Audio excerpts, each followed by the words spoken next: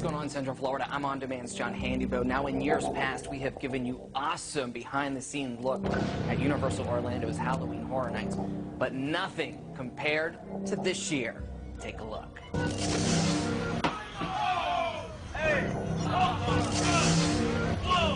We're in one of the other mazes. This is called Interstellar Terror. And the backstory for this is that you're actually going on a spaceship, the NSO Columbus 1492, that was lost in 2030 and then reappeared some years later. As you can see, we're walking onto the gantry. This is the side of the ship. All of these kind of engine portals will be venting steam and orange lights, so you actually feel that this is a real spaceship. One of the things we like to do too is we mix all types of different media. As you can see, there's video screens that'll be projecting different things from schematics of the ship to the captain's last log, where he'll talk about the fact that the crew went crazy after they picked up an artifact and the ship's on a self-destruct sequence. That's when you'll start hearing the red clarion alarms and it's time to get out. And from here on in, it's a chase.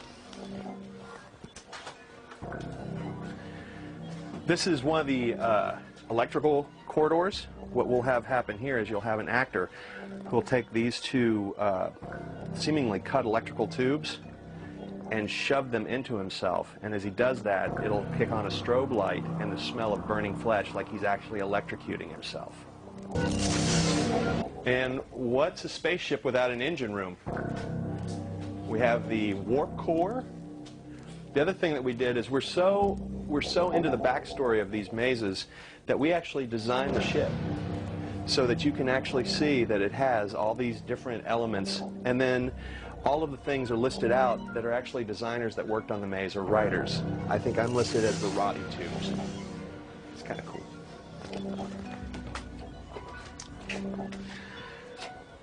Now you're in a containment area where you feel that there's opportunities at any instant for something to come out at you.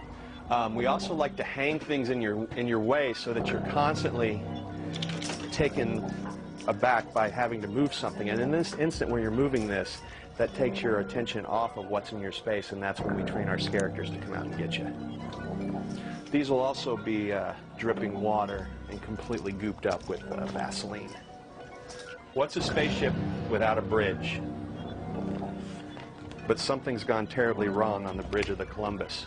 There's the captain's chair, but he's not in it. No, he's over there. He's seen better days. I don't think he's in command anymore. Again, all of these LEDs were designed, all of these schematics were designed just for this. Again, as if this was a real spaceship that we would build. Everything from warp core to coolant systems, these will all be blinking on and off, and again that red light, and you'll hear that sound of the alarm that you need to get out.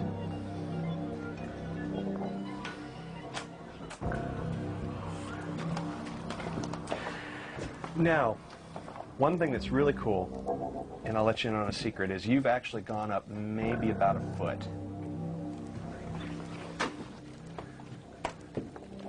But on the spaceship,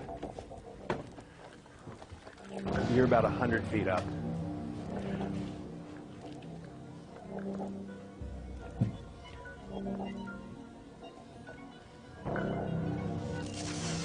Again, the level of detail, if you look, you can even see one of the astronauts that's down there. I don't know how many guests will see that, but even if one sees it, we've done our job.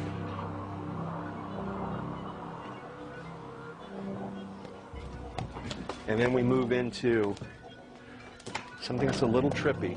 We're moving into a vortex. During the show, what will happen is this actually will be spinning, giving you this weird vortex effect because your eye can't have a fixed focus. And actually what it'll do is it'll make you have to lean to one way or the other depending on which way we spin it. And what we do with an effect like that is to tell you that something's happened. And what's happened in there is now that the ship has turned upside down. Now everything's upside down, from chairs to the schematics. All the architecture that we've gotten you used to is now flipped upside down. And one of the cool things is, what's a spaceship without a hull breach? As you can see out there, there's a hole in the side of the ship. There will actually be an actor who's hanging on for dear life, and we have fans and fog that's all rushing this way that makes you feel that all of your air is venting outside of the ship. And that's Interstellar Terror. I don't want to ruin everything.